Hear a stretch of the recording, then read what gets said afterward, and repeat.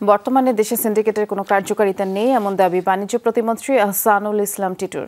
Shea butter, aloe vera ও vitamin E সমৃদ্ধ lily beauty soap.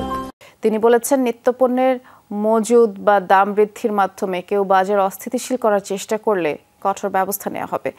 বুধবার সচিবালয়ে বিএসআরএফ এর আয়োজনে সংলাপ ছিল এবং সেখানেই প্রতিমন্ত্রী বলেছেন, বাজারে নিত্যপণ্যের যথেষ্ট সরবরাহ আছে। চিনি, তেলের দাম সরবরাহ স্থিতিশীল। টিসিবিকে অনেক শক্তিশালী করা হয়েছে এমন দাবি তার। বলেছেন, সরকারের চেষ্টা বাজারে সাপ্লাই চেইন ঠিক রাখা, কোনো ব্যক্তি বা গোষ্ঠীর হাতে যেন নিয়ন্ত্রণ চলে না যায় সে ব্যাপারেও সরকার সতর্ক। পেঁয়াজ, ডালের মতো নিত্যপণ্য আমদানিতে ভারত ও মিয়ানমারের সাথে চুক্তি চূড়ান্ত পর্যায়ে আছে। এক প্রশ্নের জবাবে প্রতিমন্ত্রী জানিয়েছেন, বোতলজাত পানির দাম বৃদ্ধির বিষয়ে তিনি অবগত নন। সাপ্লাই চেইনটা ঠিক রাখা, আমার হাতে যদি কম দামে পণ্য থাকে তাহলে কেউ বেশি দামে পণ্য বিক্রি করতে পারবে না, আর যদি আমার হাতে না থাকে তখন আরেকজন এই সুযোগটা নিবে।